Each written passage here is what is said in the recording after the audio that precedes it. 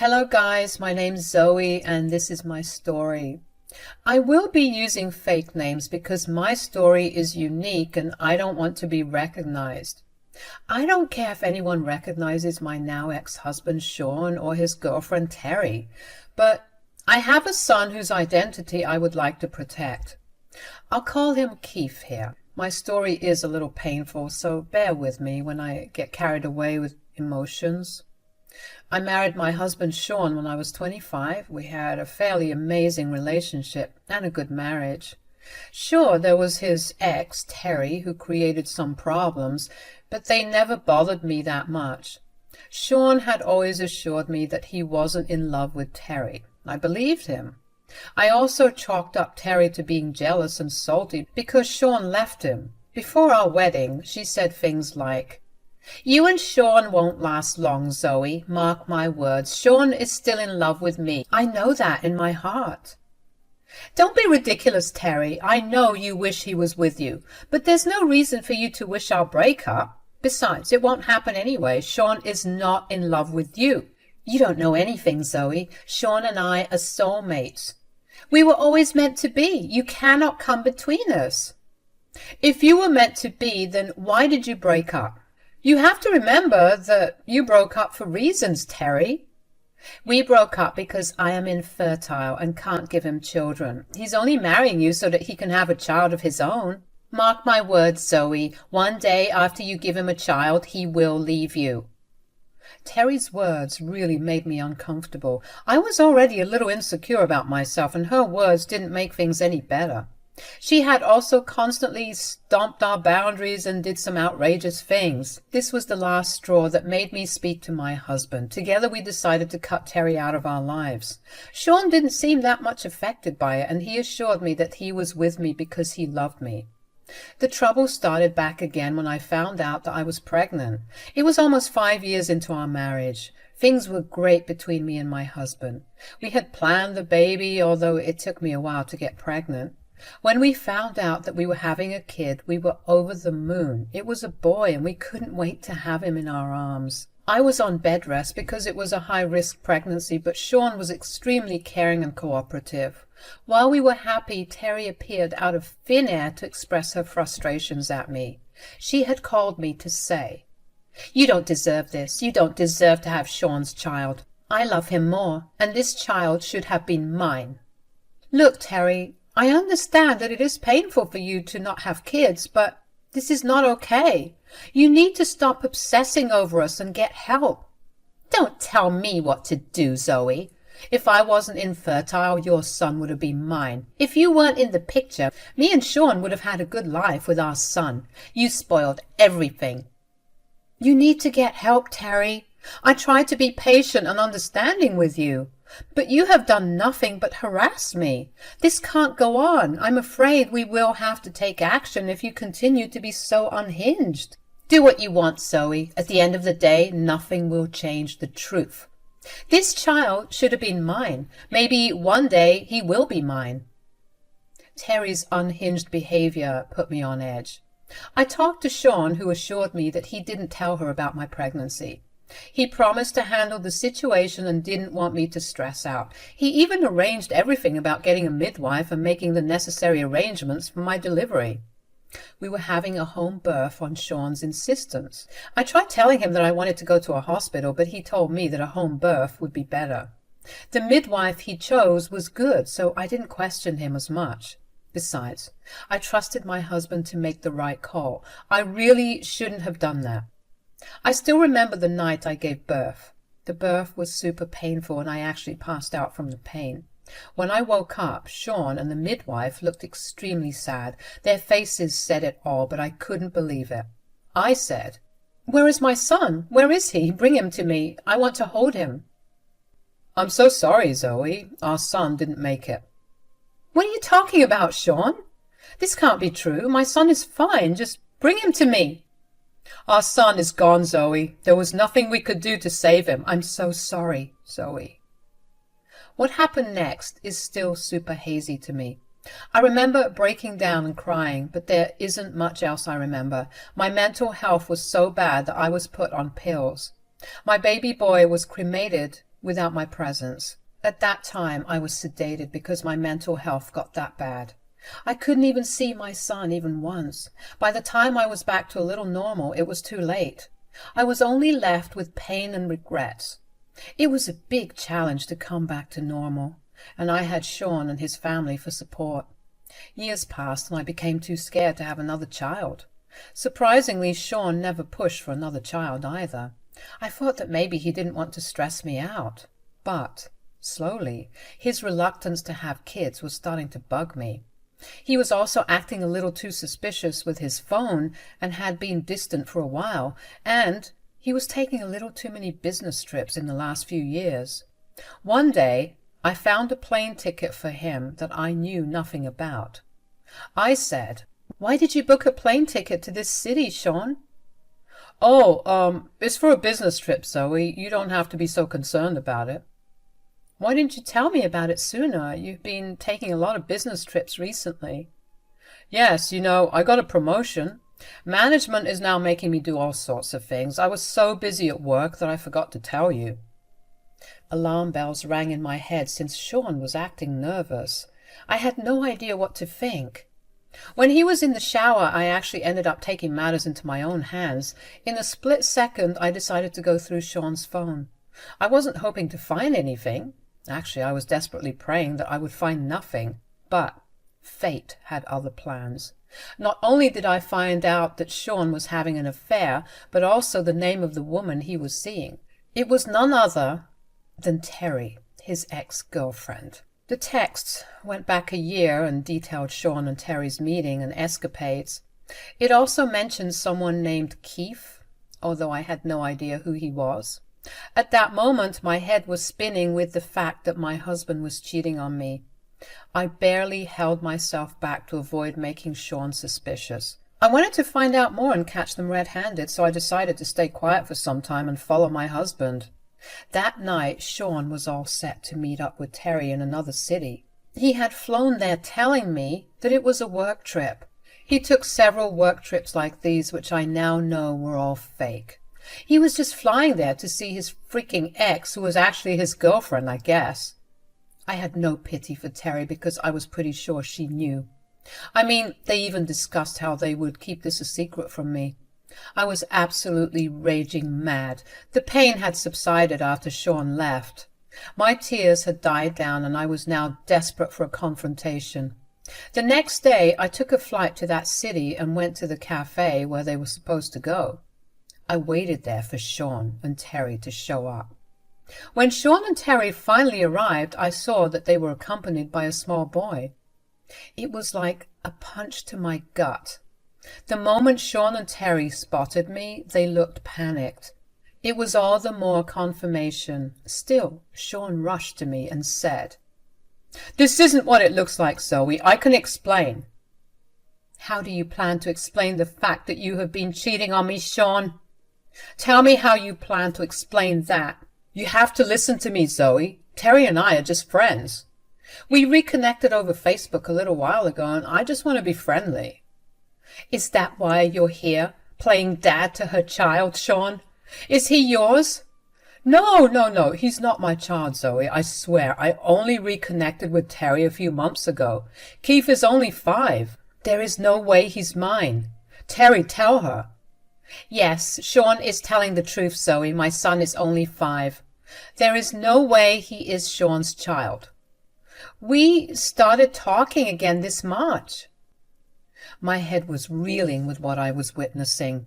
I already had tears in my eyes and was on the edge of pure panic. My husband was acting all dumb and innocent. Somehow his mistress was also playing along with what he was saying. I knew for a fact that they were both lying. I saw their texts, which went back a whole year. Sean may have deleted the rest of the texts.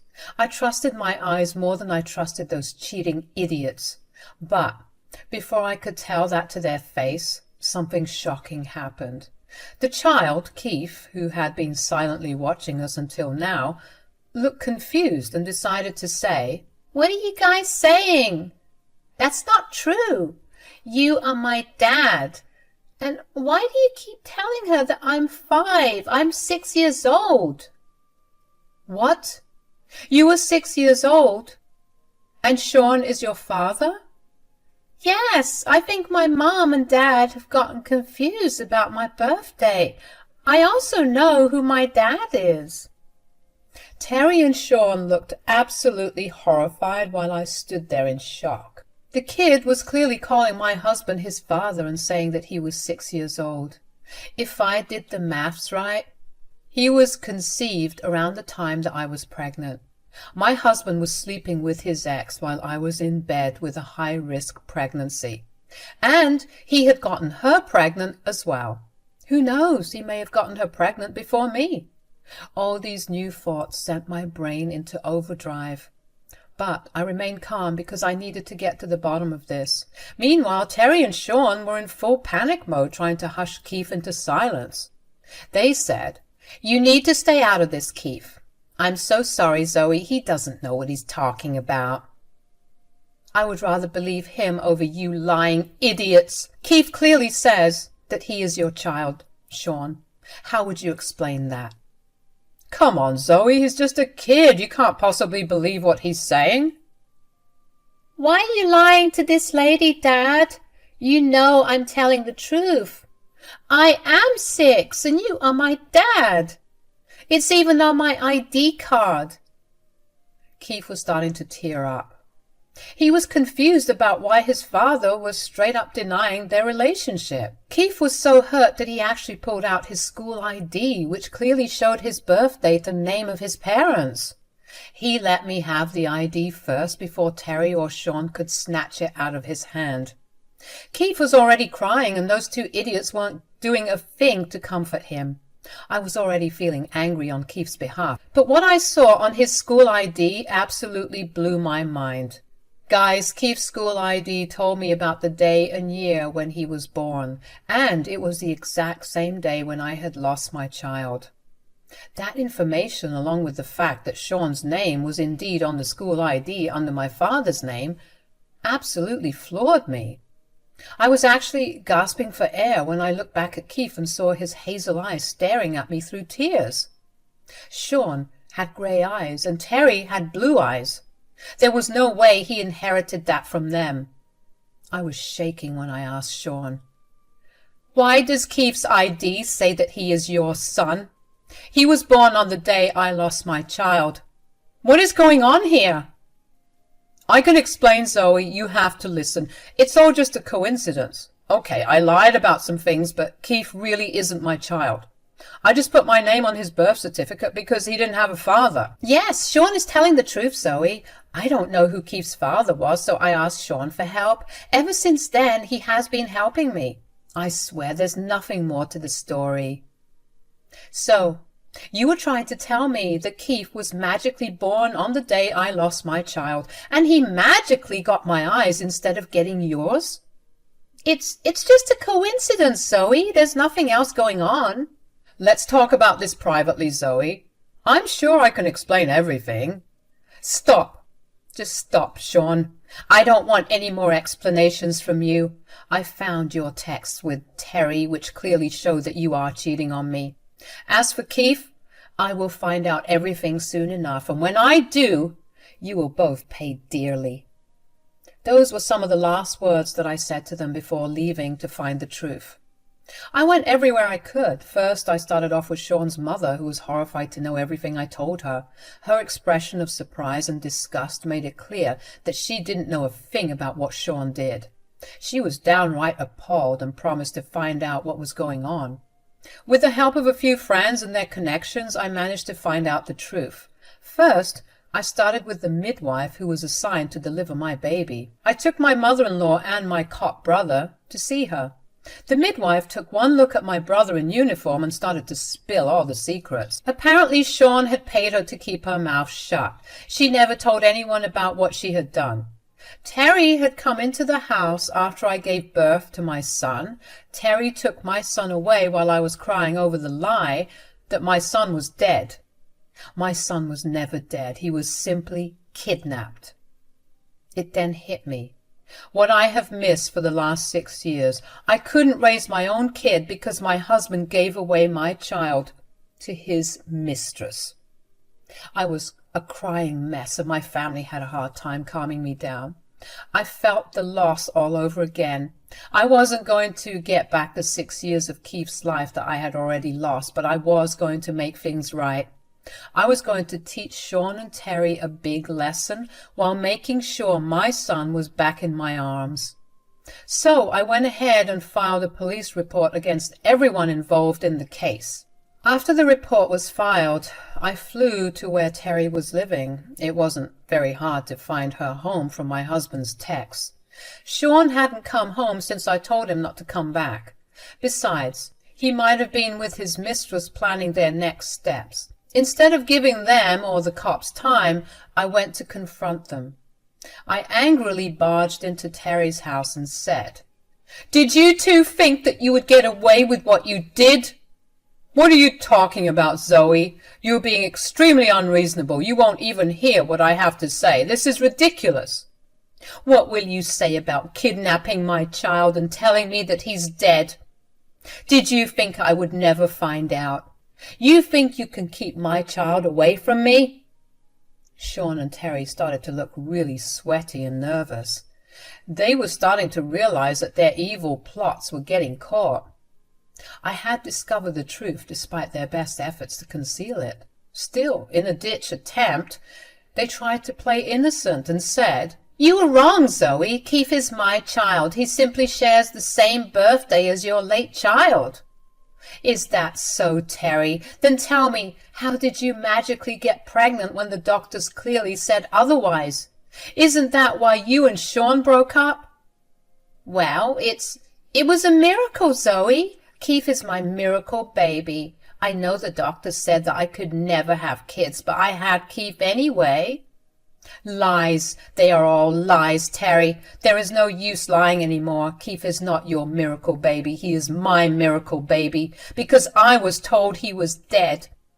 "But I know that was a lie. My own husband had lied to me and given away my son to his mistress." "You don't know what you're saying, Zoe. You're being delusional. Keith is Terry's child and had nothing to do with you." "So you will still act innocent? Well, what will your answer be when I tell you that the midwife confessed to everything? Do you want me to show you the proof?" Sean and Terry went as white as a ghost when I mentioned the midwife. She was one of the very few people who knew about what was going on, and she had confessed to everything. Sean and Terry had never expected her to talk or them to get caught, so they had this deer-in-headlights kind of look. They said, "What? The midwife told you everything?" "Of course she did, Sean. She took one look at my cop brother and started to spill all your secrets." No, that's impossible. This can't happen." "If you are so much in denial, you can just ask the midwife. Too bad that she is in police custody now. Well, you can go talk to her when the cops come and drag you both away." "What? What do you mean, Zoe?" "It means that I have informed everything to the cops. They had started an investigation and found plenty of proof about what you did. They even found proof that you two faked Keith's birth certificate and kidnapped my child. They will be here for you soon." Sean became even more panicked and Terry just started to cry. It was finally sinking in their heads that their nasty plan was finally about to blow up in their faces. I kind of had a feeling why they did what they did, but I really wanted to hear it from their faces. I wanted closure and revenge before I started my life afresh. Sean and Terry, in their desperation, told me everything. I didn't even have to prompt them for anything. They thought that being the forgiving person I am, forgive them for whatever they did. They said, "Please don't do this, Zoe. We're begging you. We can talk about this. I know what we did was inexcusable for you, but we had our reasons." "I was desperate for a kid, Zoe. Sean saw my pain. You have to understand that he loved me. I swear I loved Keith as my own son. He grew up with his dad in his life as well." We can make amends with you, Zoe. There's no reason to get the cops involved. We will figure something out with Keith as well. I'm sure we'll find a way to make things right, Zoe. Please don't call the cops. Don't take me away from my child's life. Keith is not your child, Terry. The sooner you accept that, the better it will be for you. None of you deserve to walk away scot-free after what you did to me. I will never pull back the police report. You two will be going to jail while I take my son back.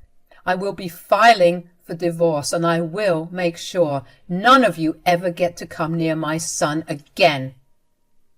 Sean and Terry were still trying to talk to me when I walked out of the house. I knew I would be back there, but not to face them. I would be back to get my child.